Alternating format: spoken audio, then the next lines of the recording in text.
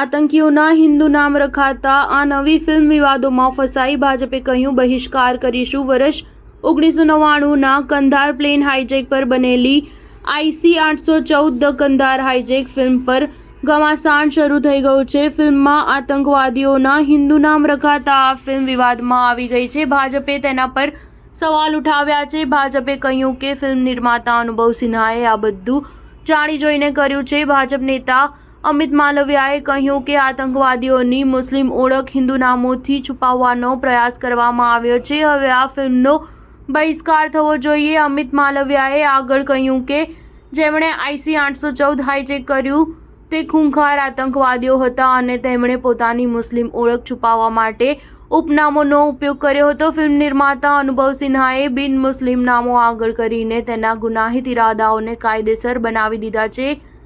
દાયકાઓ બાદ લોકો વિચારશે કે હિન્દુઓએ IC-814 હાઇજેક કર્યું.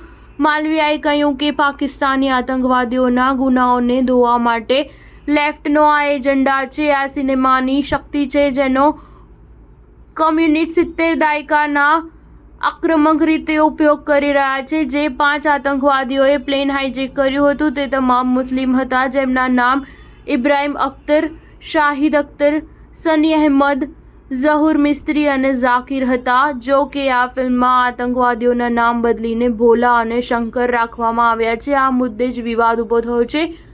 સોશિયલ મીડિયા પર પણ ફિલ્મના બહિષ્કારની માંગ ઉઠી રહી છે. ફિલ્મમાં એક્ટર વિજય વર્માએ કેપ્ટન દેવી શરણનું પાત્ર ભજવ્યું છે, જે પ્લેન હાઇજેક દરમિયાન પાયલટ છે. નેટફ્લિક્સ પર આ સિરીઝની સ્ટ્રીમિંગ શરૂ થઈ ચૂકી છે. આ આતંકવાદીઓના નામ બદલીને હિન્દુ નામ રાખવા પર ફિલ્મ સિરીઝના ડિરેક્ટર મુકેશ છાબરાએ દાવો કર્યો કે આ ઘટનામાં સામેલ આતંકીઓએ એકબીજાના અલગ અલગ નામો એટલે કે નકલી નામનો ઉપયોગ કર્યો હતો. આ સિરીઝને તૈયાર કરવા માટે ખૂબ રિસર્ચ કરવામાં આવ્યું છે. સ્ટાર ન્યૂઝ 7 હંમેશા સચ્ચાઈની સાથે.